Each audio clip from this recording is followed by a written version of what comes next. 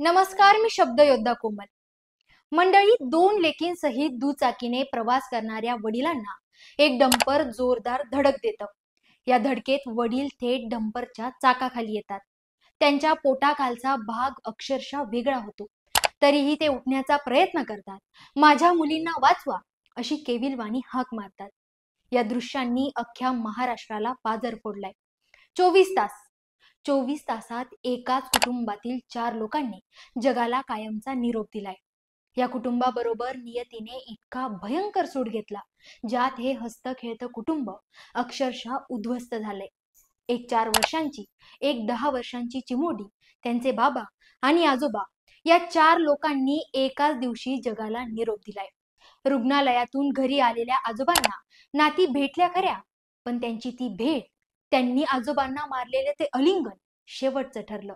नेमकं बारामतीतल्या आचार्य कुटुंबासोबत काय घडलं? एकाच दिवसात कुटुंबातल्या 4 लोकांनी कसा दम तोडला? याचा सविस्तर आढावा या व्हिडिओतून घेणार आहोत. म्हणून हा व्हिडिओ शेवटपर्यंत पहा आणि ऑफिशियल बापला सबस्क्राईब करायला विसरू नका.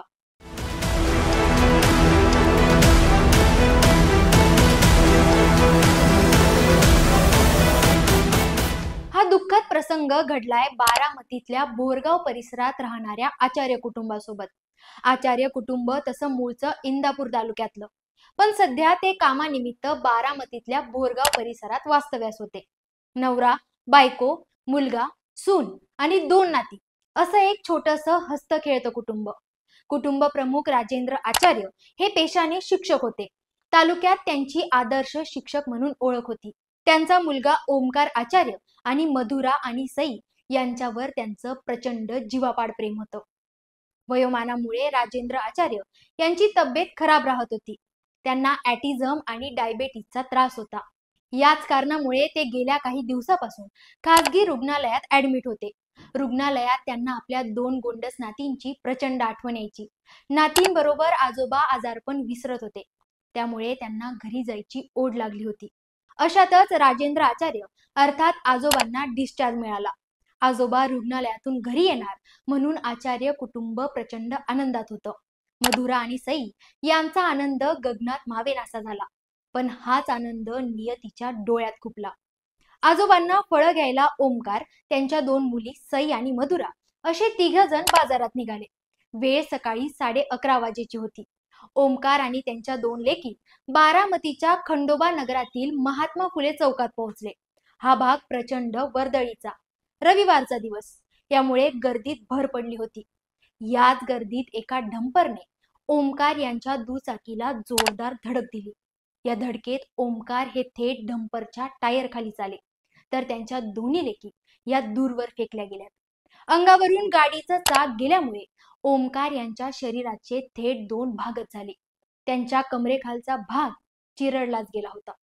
ते अखेरच्या घटका मोजत होते, तरीही ते रेंगाळत पुढे पुढे सरकण्याचा प्रयत्न करत होते. जमा झालेल्या गर्दीकडे पाहत माझ्या मुलींना वाचवा असं म्हणत त्यांची नजर त्याही अवस्थेमध्ये आपल्या 2 चिमुरड्यांना शोधत होती. आणि लेकींना शोधणारी त्यांची नजर काही वेळातच शांत झाली. ओमकार यांनी जागीच दम तोडला होता. हे विदारक दृश्य पाहून अनेकांच्या काळजाला पाजर फुटला.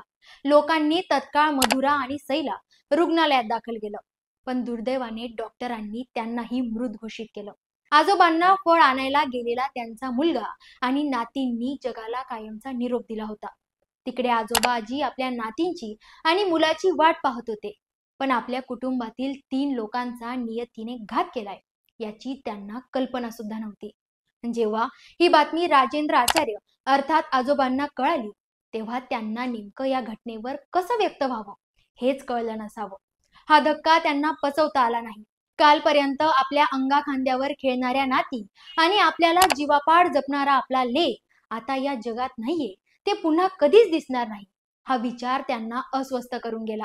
घरातला गोंधळ, आक्रोश आणि किंकाळ्यांमध्ये राजेंद्र यांना सुद्धा हार्ट अटॅक आला.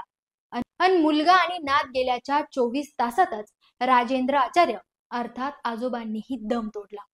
आचार्य कुटुंबासाठी हे दुःख आभाळ कोसळण्यासारखं होतं. घरातला कर्ता पुरुष अपघातात गमावला, पण त्याच्या धक्क्यात घरातली ज्येष्ठ व्यक्ती सुद्धा दगावली. या घटनेनं अख्खी बारामती सुन्न झाली. आजोबांचं आपल्या नातींवर जीवापाड प्रेम होतं. आपलं आयुष्य जणू ते नातींसाठीच जगत होते. पण त्या नातीच नाही म्हटल्यावर आजोबांनीही जगाला राम राम केलं. या घटनेचे फोटो आणि व्हिडिओ सोशल मीडियावर व्हायरल झालेत. काही क्षणांच्या अपघातामुळे एका कुटुंबाची राख रांगोळी झाली. हे पाहून अनेकांच्या काळजाला पाझर फुटला. अपघात नेमका कशामुळे झाला? वर्दळीच्या भागात डंपर चालकाने नेमकं ओमकार यांच्या दुचाकीला कशी धडक दिली? यात चूक कोणाची होती? हे प्रकरण ड्रंक अँड ड्राईव्हचं तर नाही ना? पोलीस याचा तपास करतायत. पोलिसांनी डंपर चालकाला ताब्यातही घेतलंय. पण सत्य हेच आहे की एका अपघातामुळे कुटुंबातील 4 लोक दगावली आणि उरलेल्यांसाठी आता जगावं तरी कसं आणि कुणाकडे पाहून जगावं हा प्रश्न सतावणारा आहे. या हृदयद्रावक घटनेबद्दल तुम्हाला काय वाटतं? कमेंट करून नक्की कळवा. धन्यवाद.